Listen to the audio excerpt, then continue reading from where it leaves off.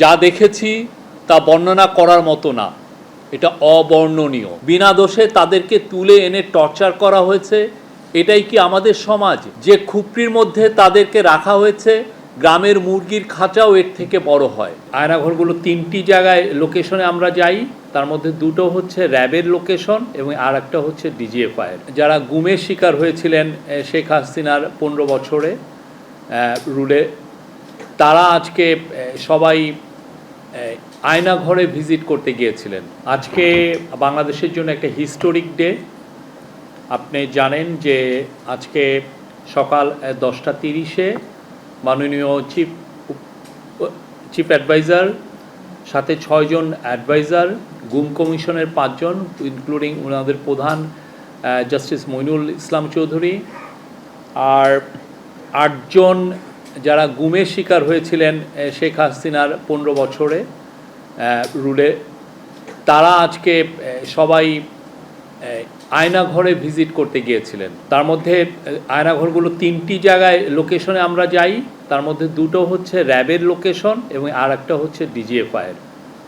এবং সেইখানে তাদেরকে কিভাবে রাখা হতো, কিভাবে তাদেরকে টর্চার করা হতো এবং কিভাবে তারা দিনগুলো কাটিয়েছেন। কেউ কেউ আছেন যে যারা 8-9 বছর ছিলেন এবং তার একটা ভিভিড বর্ণনা, এটা মানে শোনা যায় না, মানে এটা ল্যাঙ্গুয়েজ আসলে প্রকাশ করার মতো না। তো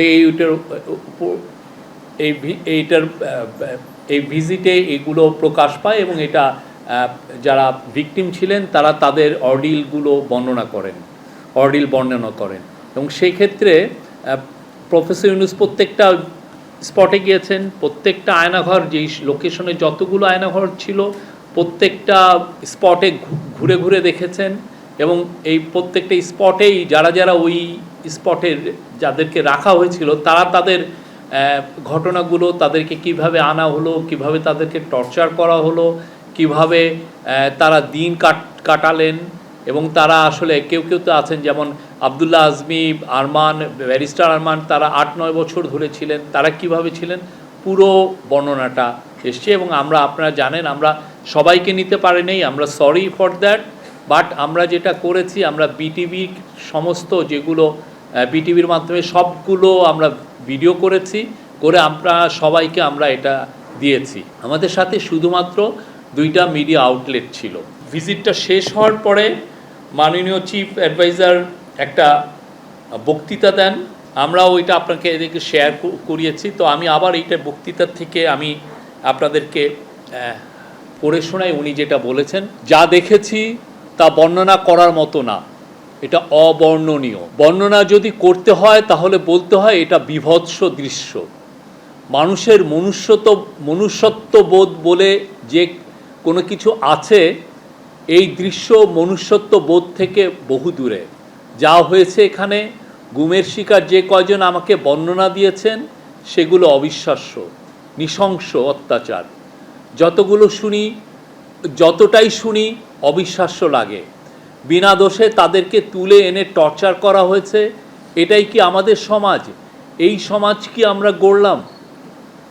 তিনি বলেছেন গত সরকার সর্বক্ষেত্রে আইয়ামে জাহেলিয়া প্রতিষ্ঠা করে গেছে। এই আয়নাঘর হলো তার একটা নমুনা। যে আবার আমি কোট আনকোট, উনি যেটা বলছেন যে খুপড়ির মধ্যে তাদেরকে রাখা হয়েছে, গ্রামের মুরগির খাঁচাও এর থেকে বড় হয়। তাদেরকে মাসের পর মাস, বছরের পর বছর এভাবে বন্দি করে রাখা হয়েছে। মানুষ হিসাবে সামান্যতম মানবিক অধিকার থেকেও তাদের বঞ্চিত করা হয়েছে। তিনি বলেছেন এটা আমাদের সবার অপরাধ যে এটা আমরা হতে দিয়েছি। যারা করেছে তারা আমাদেরই সন্তান, ভাই, আত্মীয়।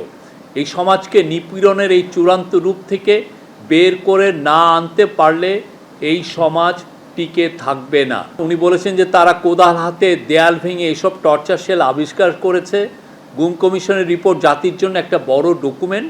এটা অবশ্য পাঠ্য হিসাবে সবাইকে পড়তে হবে। যারা এর সঙ্গে জড়িত অবশ্যই তাদের বিচার করতে হবে, তা না হলে আমরা নিষ্কৃতি পাবো না।